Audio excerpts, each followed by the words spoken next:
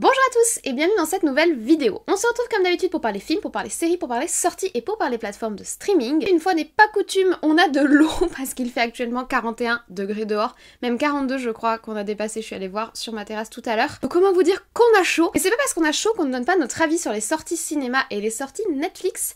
Et j'avais envie de vous donner mon retour de la sortie Netflix que j'attendais le plus ce mois-ci. Je trouve en ce moment il y a pas grand chose sur Netflix à part la fameuse sortie de Stranger Things, mais au niveau film, etc., il n'y a pas grand chose, hormis le fameux Spider-Head, donc Spider-Head, qui est sorti vendredi 17 juin 2022, c'est-à-dire hier pour vous, aujourd'hui pour moi, et que j'ai eu le plaisir de découvrir enfermé chez moi, dans la nuit noire, en essayant de survivre à la canicule. Mais ça ne va pas m'empêcher de vous donner mon avis, je vous laisse avec le générique, on se retrouve juste après.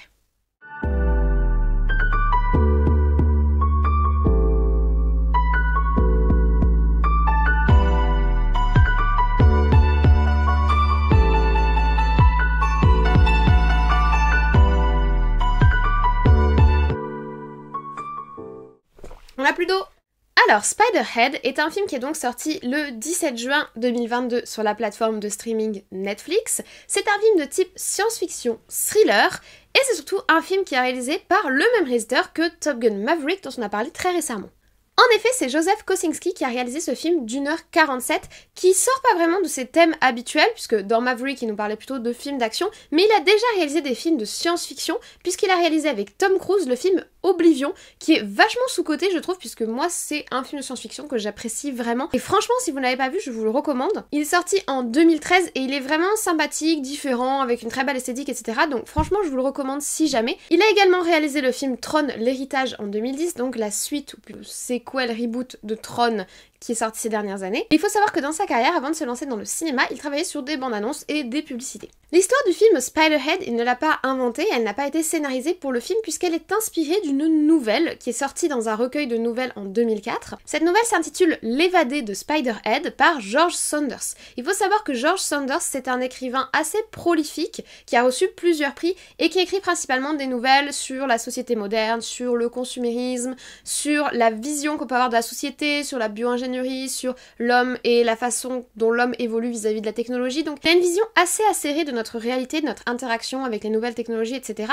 Et il a écrit plus d'une centaine de nouvelles, qui sont notamment rassemblées dans 2 recueils. Tout d'abord le premier recueil Grandeur et décadence d'un parc d'attractions, et le second qui s'intitule 10 décembre, dans lequel se trouve la nouvelle Spider-Head. Pour mettre en image cette nouvelle, on va choisir un casting plutôt 3 étoiles de mon point de vue, puisqu'on va retrouver Chris Hemsworth, le héros du Marvel Cinematic Universe qui incarne notamment Thor, et qui revient très bientôt sur nos écrans de cinéma puisque Thor 4 sort d'ici 3 ou 4 semaines je crois, donc c'est très bientôt. À savoir qu'on l'a également vu dans Men in Black en 2019 ou dans Rush en 2013, qui est d'ailleurs très sympa. On retrouve également Miles Teller. Miles Teller, on l'a vu très récemment dans Top Gun Maverick, je l'ai d'ailleurs beaucoup apprécié, mais il a également joué dans d'autres films, il a joué dans Les 4 Fantastiques ou encore dans Whiplash en 2014, qui a été un vrai succès. Moi, c'est pas forcément un film que j'apprécie particulièrement. Je sais qu'il est très bien, mais j'ai pas eu d'atome crochu avec le film. Mais en tout cas, Miles Teller, il est vraiment en train de se faire un nom en ce moment, c'est vraiment la coqueluche du cinéma. Il est sur beaucoup de sorties de 2022, donc je suis très contente pour lui parce que personnellement, c'est un acteur que j'apprécie plutôt bien. Et on retrouve également Jumé Smollett-Bell, qui a notamment joué en 2020 dans Birds of Prey. Donc on a un casting qui est plutôt qualitatif, sachant qu'on va avoir beaucoup d'autres personnages secondaires autour, mais là c'est vraiment le trio principal du film. Au niveau du synopsis, nous sommes dans un futur proche, on n'a pas vraiment de date précise,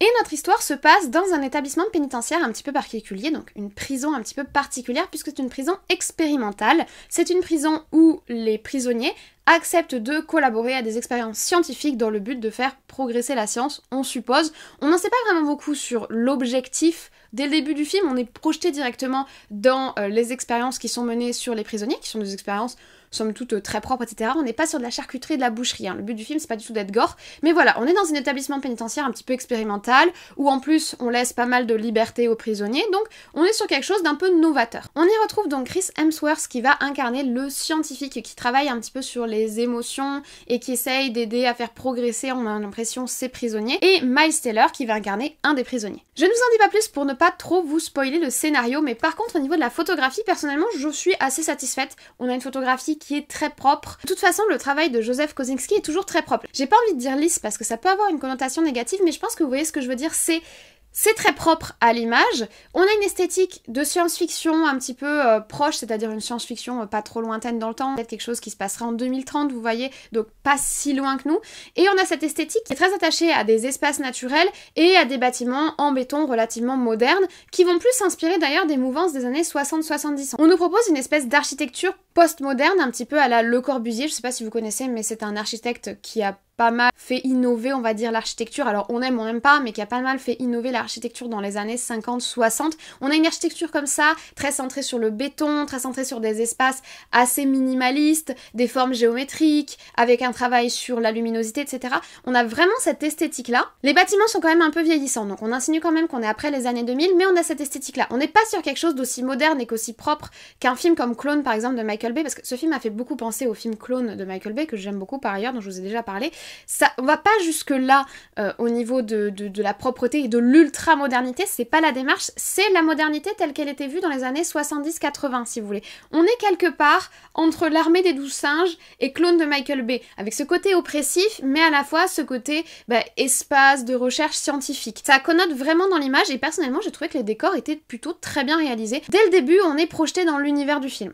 À savoir que les décors jouent également sur les costumes et notamment les petits boîtiers sur lesquels vont avoir lieu les expériences, si vous voulez, qui sont ni trop modernes ni pas assez. Je sais pas si vous voyez ce que je veux dire, mais c'est vraiment tout plein de détails qui sont pensés pour nous montrer que c'est une réalité qui est presque, on touche presque du doigt et qui pourrait presque avoir lieu d'ici quelques années. Les habits des personnages sont assez modernes, ils sont plutôt actuels, il y a juste ces petits boîtiers qui peuvent faire un petit peu plus moderne que ce qu'on connaît aujourd'hui, mais vaguement plus. Donc c'est très intéressant parce qu'il y a vraiment, je trouve, un travail au niveau visuel. C'est pas esthétique, il n'y a pas une esthétique propre dans le film, c'est pas ce que je veux dire, mais il y a vraiment une réflexion au niveau des décors, au niveau des costumes, au niveau des accessoires qui est portée dans le film. Et ça, c'est également accompagné par un soundtrack qui est assez intéressant parce que déjà, on a un ensemble de playlists qui vont être jouées durant le film, qui sont jouées par le personnage du scientifique, qui sont des playlists des années, on va dire, de 60 à 80. On va avoir Supertramp, The Doobie Brothers, The Swing Girl Singer, qui est un groupe d'art vocal très célèbre des années 60. Donc on va avoir ces musiques qui sont un petit peu vintage et qui vont être associées à des sons beaucoup plus modernes qui font très d'ailleurs Black Mirror. Vous savez, ces sonorités, presque des sonorités téléphone, des bips, bruits de porte, ils font whoosh, vous savez, quand elles s'ouvrent. Vous voyez ce genre de trucs qui sont typiques science-fiction.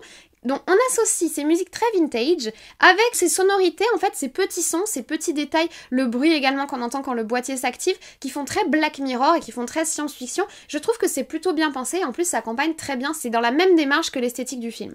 Au niveau du rythme, honnêtement, le film est plutôt lent. C'est-à-dire qu'il y a quand même un moment, au bout d'une heure, parce que ça met quand même une heure à s'installer au niveau de l'action, au bout d'une heure, enfin au bout de 45 minutes, 50 minutes, je commençais à me dire à quel moment on allait rentrer dans quelque chose qui se passe en fait. C'est-à-dire que pendant une heure, on installe vraiment l'ambiance, on installe vraiment le rationnel des personnages. Je comprends le choix, je comprends la démarche, puisque on veut vraiment tendre vers quelque chose qui va être autour des thématiques, vous voyez, de l'expérience de Milgram. Donc petite parenthèse, parce que je vais en reparler, petite parenthèse sur l'expérience de Milgram. Donc, c'est une expérience scientifique et sociale qui a été menée dans les années 60, qui a été publiée en 1963, qui essayait de démontrer l'obéissance à l'autorité par des sujets lambda du civil. Donc cette expérience a été menée aux États-Unis et elle a permis de démontrer que les gens sont prêts à obéir aux ordres d'une personne qui va incarner l'autorité, notamment un médecin avec la blouse blanche. L'expérience consistait à faire entrer le sujet d'étude dans une salle. Là, il allait recevoir des ordres par une personne dépositaire de l'autorité, notamment une personne portant une blouse blanche, donc incarnant l'autorité scientifique et médicale, si vous voulez. Et cette personne allait lui imposer de faire du mal à un sujet qui était placé derrière une vitre dans une salle à côté. Il était soi-disant soumis à une électrocution. En fait, c'était un acteur, mais c'était pour voir si le sujet d'étude, donc la personne qui recevait les ordres, allait appuyer sur le bouton, allait augmenter le voltage, et effectivement, dans la plupart des cas, les gens obéissaient au scientifique ou à la personne incarnant le corps médical. Donc c'est ça l'expérience de Milgram, c'est pour montrer la programmation neuronale et la capacité d'obéissance qui va être associée à une figure d'autorité. Et je trouve que le film fait vraiment écho à l'expérience de Milgram, dans l'esthétique déjà tout d'abord, puisque ce côté années 60, 70, 80 un peu vieillissant, c'est totalement la période de l'expérience de Milgram qui date des années 60, et en plus qui fait écho à tous les délires autour de MK Ultra, etc., toutes les magouilles scientifiques qu'il y a eu durant la guerre froide, autant en Russie qu'aux États-Unis, donc les deux blocs qui s'opposaient durant la guerre froide. Mais on le voit aussi dans le relationnel qui est posé dans les personnages, et c'est pour ça que je pense qu'il est important que le film prenne son temps, parce qu'on veut vraiment poser le relationnel entre notre héros entre guillemets qui est incarné par Miles Teller et le scientifique qui est incarné par Chris Hemsworth. D'une certaine manière, tout le film est une sorte de mise à l'image de l'expérience de 1000 grammes, si vous voulez, mais version modernisée. En tout cas, au bout d'une heure d'installation du rythme, on revient sur quelque chose d'un peu plus haletant, mais globalement, j'ai pas trouvé que c'était un film vraiment d'action à proprement parler. Il n'y a pas vraiment de tension, on va dire, au niveau des actions que réalisent les personnages. Il n'y a pas beaucoup de décors d'ailleurs, puisqu'ils sont enfermés, on est dans un milieu carcéral, donc il y a 2-3 pièces différentes, il n'y a pas énormément de protagonistes. C'est plus psychologique au niveau de la pression psychologique et également de l'évolution psychologique de nos héros que le film est intéressant et que le film va là vraiment apporter un propos. Et on en arrive à mon point le plus important, j'ai vraiment ressenti l'influence de Black Mirror dans ce film. Alors c'est peut-être moi, mais c'est comme si ce film était un énième épisode de Black Mirror en fait. On est vraiment sur les mêmes thématiques. Alors je fais une parenthèse quand même, je sais pas si vous connaissez Black Mirror, c'est une série Netflix qui était là au tout début de Netflix. Donc petite précision, c'est une série qui a d'abord commencé sur Channel 4 entre 2011 et 2013 et qui en 2016 a été rachetée par Netflix et qui est maintenant au catalogue Netflix. Netflix a d'ailleurs réalisé les saisons 3, 4 et 5, ainsi que le film Bandersnatch. Cette série, elle est basée sur le fait où chaque épisode en fait est indépendant et chaque épisode propose un regard plus ou moins science-fiction, plus ou moins dystopique sur les dérives de notre société actuelle. La série compte actuellement 5 saisons qui font pas toutes le même nombre d'épisodes, certaines saisons font 6 épisodes, certaines saisons n'en font que 3, la dernière, la 5e saison n'a que 3 épisodes, qui sont d'ailleurs décevants. Mes préférés c'est la seconde et la 3e saison. J'ai plutôt été déçue par les dernières, mais bon ça c'est une parenthèse. Mais j'ai trouvé vraiment qu'il y avait un écho dans ce film à Black Mirror, on dirait vraiment un bonus supplémentaire, un film supplémentaire dans l'univers de Black Mirror. Je trouve que c'est très très fort, que ce soit dans l'approche de la morale, le bien, le mal, qu'est-ce qui est bien, qu'est-ce qui est mal, dans l'approche du progrès, de la science, de la bio-ingénierie, dans l'approche de la programmation mentale, de l'influence des technologies dans notre vie, de ce qu'est l'humain, de ce qui est surhumain. Ça c'est toutes les thématiques que brasse la série Black Mirror et c'est les thématiques que brasse ce film et je trouve ça vraiment intéressant. Moi j'adore Black Mirror justement pour sa réflexion et du coup j'ai trouvé intéressant d'avoir cette réflexion-là dans ce film. Alors je trouve que ça fait écho principalement à 2 épisodes de Black Mirror. Tout d'abord un épisode de la saison 3 qui est l'épisode 2 de la saison 3 qui s'intitule Playtest où on va être vraiment sur toute la dimension de stimulation qui est un petit peu approchée dans ce film également. Et également l'épisode 2 de la saison 1 qui s'intitulait 15 millions de mérites qui approche également ce côté d'enfermement, de programmation mentale où on essaye de faire des choses aux gens plus ou moins contre leur gré, mais où ils sont quand même consentants, etc. Je trouve que ça fait vraiment écho, et honnêtement, je trouve que c'est des thématiques qui sont vraiment très très intéressantes à aborder et qui peuvent vraiment faire réfléchir le spectateur. Donc si je fais mon bilan, j'ai vraiment apprécié l'esthétique sobre et simple, mais très propre et très pensée du film. J'ai beaucoup apprécié le soundtrack et la playlist. Je vais d'ailleurs retenir quelques musiques pour les garder pour moi, pour les mettre dans mes playlists du matin. J'ai beaucoup aimé les jeux d'acteurs, le choix des acteurs, j'ai beaucoup aimé la fin qui est plutôt déjantée. Mais en fait, si je peux dire ça ainsi, j'ai plus aimé l'idée du film que le film en lui-même.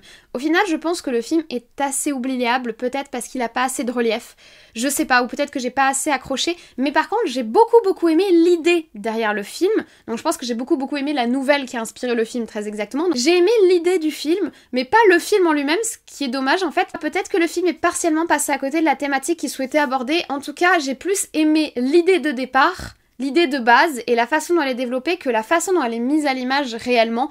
Donc c'est une petite déception, mais je vous recommande quand même le film parce qu'il est très sympathique.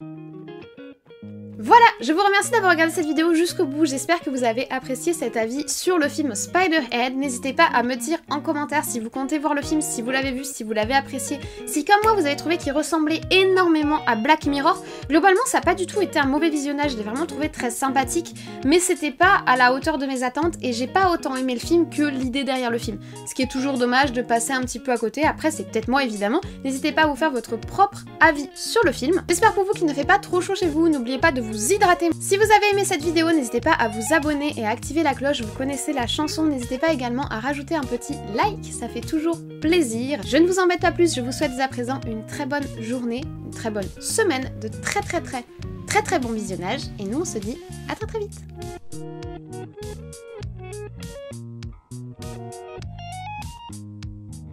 Sortie pour parler pour parler film, pour parler série, pour parler sortie et pour parler plateforme de streaming. Et cette fois-ci, parce qu'il fait 41 degrés et que c'est la canicule, on a de l'eau. Et ma light vient de se casser la gueule. Oh, je vous jure, si les machines ne coopèrent plus, moi je ne sais plus quoi faire. Un peu d'eau. Fois n'est pas coutume, nous avons de l'eau. Parce qu'il fait actuellement 42 degrés dehors. Oui, et j'ai mes 2 lights allumés. Et en plus le train passe et personne ne veut coopérer avec moi. Ah, fait chaud. 3e prise.